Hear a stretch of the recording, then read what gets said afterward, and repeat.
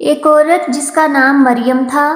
مریم کا شوہر انتقال کر چکا تھا، اس لیے وہ اپنے بیٹے امجد کے ساتھ رہتی تھی۔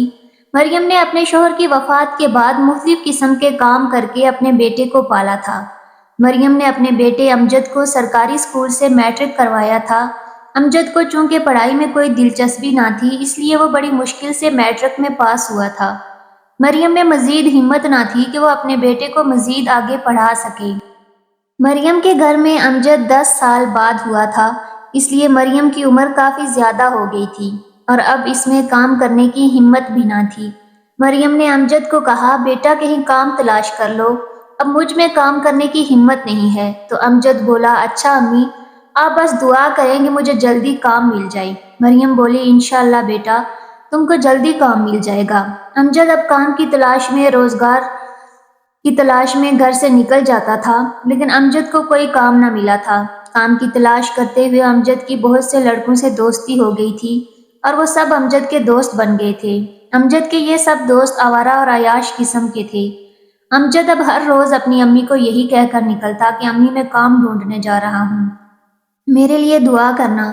مریم جو کہ اپنے بیٹے کے گھر سے نکلتے ہی اس کے لیے دعا کرنا شروع ہو جاتی تھی اور رو رو کر اپنے حبیب کے صدقے اپنے بیٹے کی خوشحالی، تندرستی اور اس کے کام کے لیے دعا کرتی تھی۔ لیکن مریم یہ نہ جانتی تھی کہ اس کا بیٹا غلط لوگوں میں اٹھنے بیٹھنے لگا تھا۔ جب بھی مریم کا بیٹا گھر سے نکلتا تھا، وہ اس کی سلامتی کے لیے دعا کرتی تھی۔ اب امجد 22 سال کا ہو گیا تھا۔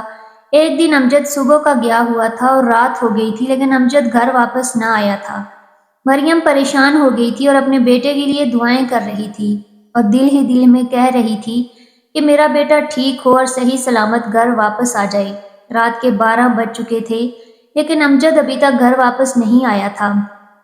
اب تو مریم رونے لگی تھی اور اپنے بیٹے کو دل ہی دل میں کہہ رہی تھی، امجد گھر واپس آ جا، میرا بیٹا، رات بہت ہو گئی ہے اور تیری ماں کو ڈر لگ رہا ہے۔ مریم کی آنکھوں میں آنسو آ گئے تھے کیونکہ اس کے ذہن میں عجیب و غریب خیالات آ رہے تھے۔ پھر آدھے گھنٹے بعد امجد گھر واپس آ گیا تھا تو اس کی امی بولی، امجد آج تم نے گھر آنے میں اتنی دیر کر دی، کیا کام مل گیا تھا؟ امجد بولا، امی میرے نصیبوں میں کام کہاں ہے، میں تو اپنے دوستوں کے ساتھ فلم دیکھنے گیا تھا، اس لیے دیر ہو گئی ہے۔ مریم بولی، امجد تم نے ایک بار سوچا نہیں کہ میری ماں گھر میں اکیلی ہے، میں جلدی گھر چلا جاؤں؟ تو امجد بولا، امی کیا آپ صرف ایک ماں اکیلی تھی؟ جتنے بھی دوست میرے ساتھ مووی دیکھنے گئے تھے ان سب کی مائیں گھر میں اکیلی تھیں۔ اچھا مجھے بھوک لگی ہے، میرے لیے کھانا لاؤ۔ تو مریم بولی، میں نے بھی کھانا نہیں کھایا ہے۔ تو امجد بولا، تو کھا لینا چاہیے تھا نا، میں نے آپ کو منع تو نہیں کیا تھا۔ مریم بولی، امجد تم کیسی باتیں کر رہے ہو، اور ویسے بھی آج تک میں نے تمہارے بغیر کبھی کھانا نہیں کھایا جو آج میں کھانا کھا لیتی۔ تو امجد بولا، امی جلدی جلدی کھانا لاؤ اور زیادہ باتیں نہ کرو۔ تو ظاہر اپنے بیٹے کو بولی، امجد تم جن لوگوں کے ساتھ اٹھتے بیٹھتے ہو وہ لوگ ٹھیک نہیں ہیں بیٹا، سب لوگ تم کو اچھا نہیں بلکہ برا کہتے ہیں۔ اب تو سب لوگ کہنے لگے ہیں، وہ دیکھو امجد بدماش کی ماں جا رہی ہے۔ بیٹا تیرا باپ تو ایک شریف انسان تھا، تو پھر تو کیوں ایسا نکلا ہے؟ یہ غلط لوگوں میں بیٹھ کر تیری سوچ بھی غلط ہو گئی ہے۔ امجد بولا، کھانا دینا ہے تو دو، یہ اپنے لیکچر جھاڑنا بند کر دو۔ مریم امجد کی بات سن کر پریشان ہو گئی اور غصے میں بولی، ورنہ کیا کرے گا، جا آج میں تجھے کھانا نہیں دوں گی، جب ساری رات بھوکا سوئے گا تو تیری عقل ٹھکانے آ جائے گی۔ ماں کے ساتھ بدتمیزی نہیں کرنی چاہیے، غلط لوگوں میں بیٹھ بیٹھ کر تیری سوچ بھی غلط ہوتی جا رہی ہے۔ تجھے تو اپنی ماں سے بات کرنے کا بھی پتہ نہیں ہے کہ ماں سے کیسے بات کرتے ہیں۔ امجد کو اپنی ماں کی یہ بات سن کر غصہ آ گیا تھا اور غصے کی وجہ سے اس کا چہرہ لال ہو گیا تھا۔ اس نافرمان نے اپنے پاؤں کا ایک جوتا اتارا اور اپنی امی کو مارنے لگا اور مارتے مارتے اپنی امی کو گھر کے دروازے سے باہر گلی میں لے گیا، جہاں سب لوگ مریم کو اپنے بیٹے امجد سے مار کھاتے دیکھ رہے تھے۔ مریم سب لوگوں کے سامنے ایک تماشا بن گئی تھی۔ مریم تھی تو ایک عورت، وہ اپنے بیٹے کو کئی بار پیچھے کر چکی تھی، لیکن شاید اب اس میں اتنی طاقت نہ تھی کہ وہ اپنے بیٹے کو دھکا دے کر پیچھے ہو جائے۔ پھر امجد نے ایک جوتا اپنی امی کے منہ پر دے مارا تھا۔ منہ پر جوتا لگنے سے مریم کے دل میں سے ایک آہ نکلی تھی اور وہ دل ہی دل میں اپنے رب کو کہہ بیٹھی کہ اے اللہ، میرے بیٹے کو ایسا سبق سکھا اور ایسی سزا دے کہ یہ ساری زندگی روتا رہے۔ کہ میں اپنی ماں کے ساتھ کیا کر بیٹھا ہوں۔ پھر امجد گھر چلا گیا اور اندر سے جا کر دروازہ بند کر کے سو گیا تھا، اور مریم ایسے ہی گلیوں میں بھٹکنے لگی تھی۔ آس پاس کے لوگ مریم کو کھانا بھی دیتے تھے، پر مریم کھانا نہیں کھاتی تھی اور ہر وقت اپنے رب سے باتیں کرتی رہتی تھی کہ یا اللہ، تو نے یہ کیسی اولاد عطا کی ہے، اس سے بہتر تھا کہ میں بے اولاد ہی رہتی۔ مریم ایک ہفتے سے بھوکھی پیاسی کبھی کہیں تو کبھی کہیں رو رہی تھی۔ ایک ہفتہ بھوکا اور پیاسا رہنے کی وجہ سے مریم کے جسم میں طاقت بالکل ختم ہو گئی تھی اور مریم اس دنیا سے کوچ کر گئی تھی۔ لوگوں نے ہی مریم کا جنازہ پڑھایا اور اسے پھر منو مٹی تلے دفنا دیا گیا تھا۔ دوسری طرف امجد کے پاؤں کو نہ جانے کیا ہو گیا تھا کہ اس کے پاؤں میں ایسا درد اٹھا تھا کہ اس کا پاؤں ٹھیک ہونے کے بجائے دن بدن سوجتا جا رہا تھا۔ امجد نے مختلف شہروں کے ڈاکٹروں اور ہسپتالوں سے اپنا علاج کروایا، پر کسی کو یہ پتہ نہ لگا کہ امجد کے پاؤں میں کیا مسئلہ ہے۔ پھر آخرکار ڈاکٹروں نے کہا کہ امجد کے پاؤں کی انگلیاں کاٹنی پڑیں گی، اور ایسا ہی ہوا۔ انگلیوں کے کاٹنے کے بعد امجد نے شادی کر لی تھی۔ شادی کے ابھی چند دن ہی ٹھیک گزرے تھے کہ پھر امجد کا پاؤں سوج گیا تھا، اور اب اس سے کوئی کام بھی نہ ہوتا تھا۔ وہ تو اس کی بیوی سورا کے گھر والوں کی مہربانی کی وجہ سے اس کے گھر کا خرچہ چل رہا تھا، اور وہ ساتھ میں امجد کا علاج بھی کروا رہے تھے۔ امجد کا پاؤں ٹھیک نہیں ہوا تھا، اب پاؤں کے ساتھ ساتھ اس کی ٹانگ بھی سوج گئی تھی، اور اسی وجہ سے پھر اس کا پاؤں بھی کاٹنا پڑا تھا۔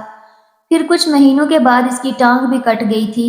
امجد کی بیوی سورا، جو کہ امجد سے کافی امیدیں لگائے بیٹھی تھی، اس نے جب دیکھا کہ شادی کے بعد امجد صرف بیمار ہی رہنے لگا ہے اور 5 سال ہو گئے ہیں میرے گھر والے ہی اس کا خرچہ اٹھا رہے ہیں، سورا نے سوچا جب یہ ان 5 سالوں میں مجھے خوش نہیں رکھ سکا تو آنے والے وقت میں ہاں خوش رکھے گا۔ اس نے پھر امجد سے طلاق لے لی تھی اور وہ امجد کا گھر چھوڑ کر چلی گئی۔ پہلے تو امجد کو سورا کے گھر والوں کا سہارا تھا، لیکن اب اس کے پاس کچھ بھی نہ تھا۔ وہ گلی کے ایک کونے میں بیٹھ کر بھیک مانگنے لگا تھا، اور اب وہ اپنا علاج بھی نہیں کروا سکتا تھا، کیونکہ بھیک سے مانگے ہوئے پیسوں سے صرف وہ اپنا پیٹ بھرتا تھا۔ اب اس کی دوسری ٹانگ اور پاؤں بھی سوج گیا تھا، جیسے پہلے والی ٹانگ اور پاؤں سوجا تھا۔ پہلے تو وہ ایک ٹانگ کے سہارے پر چل لیتا تھا، لیکن اب تو وہ چل بھی نہیں سکتا تھا۔ پھر آہستہ آہستہ اسے سڑک پر جہاں وہ بھیک مانگتا تھا وہاں پر لیٹ کر بھیک مانگنے لگا تھا۔ نہ جانے امجد کو کون سی بیماری لگ گئی تھی جس نے اس کے سارے جسم پر حملہ کر دیا تھا۔ ایک دن ایک بزرگ آدمی امجد کے پاس سے گزرا۔ اس بزرگ کو سب لوگ صوفی صاحب کہتے تھے۔ امجد اس بزرگ کو کہنے لگا، صوفی صاحب، میں اپنی غلطیوں کی سزا بھگت رہا ہوں، میری کوتاہیوں کے لیے دعا کرنا کہ اللہ مجھے معاف کر دے۔ پھر امجد نے اس صوفی صاحب کو اپنی ساری کہانی سنائی تو اس بزرگ صوفی نے کہا، امجد، تم نے اپنی امی کے ساتھ جو سلوک کیا ہے یہ تم اس کی سزا بھگت رہے ہو۔ تو امجد بولا، جی صوفی صاحب، اللہ نے مجھے میری غلطیوں کی سزا دنیا میں ایسی دی ہے تو آخرت میں میری سزا کیسی ہوگی؟ شاید امجد کا آخری وقت آ گیا تھا۔ پھر امجد 5 دن بعد اس دنیا سے رخصت ہو گیا تھا۔ امجد کی حالت ایسی ہو گئی تھی کہ اس سے لوگوں کو بدبو آتی تھی، اس لیے جو لوگ اسے بھیک دیتے تھے وہ بھی دور سے ہی پیسے پھینک کر چلے جاتے تھے، اور امجد کی لاش کو لوگوں نے دیکھا تو کسی نے بھی امجد کا جنازہ نہ پڑھایا تھا اور نہ ہی اسے دفنایا گیا تھا، بس کوے اور چیلوں نے ہی اس کا گوشت کھایا تھا۔ یہ تھی امجد کی زندگی، جس نے خود ماں کو جوتے مار کر دوزخ خرید لی تھی۔ امجد کو ایسی سزا ملی تھی کہ لوگ اس کو دیکھ کر نصیحت حاصل کر رہے تھے، اس لیے کبھی بھی ماں کے آگے اونچی آواز میں نہیں بولنا چاہیے اور نہ ہی ماں کی نافرمانی کرنی چاہیے، کیونکہ اگر ماں کا دل دکھ جائے تو نہ جانے کون سی آہ یا بددعا ماں کے دل سے نکل آئے، جس سے دنیا میں ہی زندگی جہنم بن جاتی ہے۔